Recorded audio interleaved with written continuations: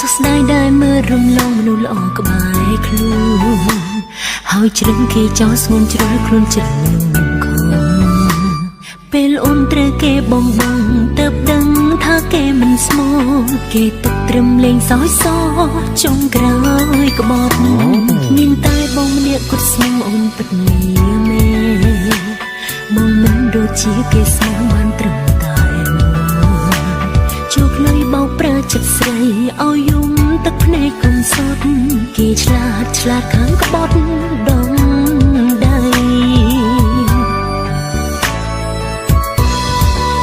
អូនទេដែលជាស្រីងងប់ងល់ជាលងសំដីផ្អែមគេចាញ់ល្បិចស្នេហ៍ព្រៀនអប្រៃឃើញដុំពោថាដុំពេជ្រលប់លន់ហើយភ្លេចមនុស្សស្មោះភាំងក្ដីចុងក្រោយយំរីងរ៉ៃព្រោះស្ដាយក្រោយអូនខុសហូស្មានដែលជ្រុលជ្រប់ប្រានជាមួយនឹងគេមាសមេខុសធ្ងន់ណាស់ម្ចាស់ស្នេហ៍អូនអើយបើអូនចង់វិលរកបងតើស្រោនួនល្អងព្រមតែត្រានត្រៃអភ័យទោះអូនបានទេ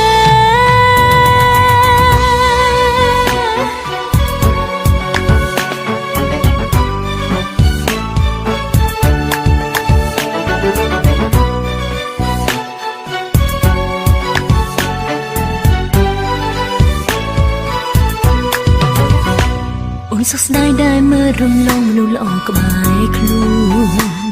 ហើយជ្រឹងគេចោលស្ងួនជ្រុលខ្លួនចិត្តខំពេលអូនត្រូវគេបងទៅដឹងថាគេមិនស្មោះគេទុកត្រឹមលេងសើចសចុងក្រោយក្បត់មានតែបងម្នាក់គត់ស្មោះអូនពិតមានមេ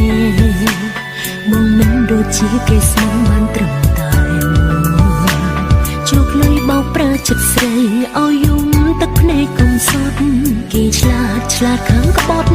ដងដៃអូនទេដែលជាស្រីងងប់ងល់ជាលងសំដីផ្អែមគេចាញ់ល្បិចស្នេហ៍ព្រៀនអប្រៃឃើញដុំពោថាដុំពេជ្រលប់លន់ហើយភ្លេចមនុស្សស្មោះភាំងក្ដីចុងក្រោយយំរីងរ៉ៃព្រោះស្ដាយក្រោយអូនខុសហូស្មានដែលជ្រុលជ្រប់ប្រានជាមួយនឹងគេមាសមេខុសធ្ងន់ណាស់ម្ចាស់ស្នេហ៍អូនអើយបើអូនចង់វិលរកបងតើស្រោនួនល្អងព្រមតែត្រានត្រៃអភ័យទោះអូនបានទេ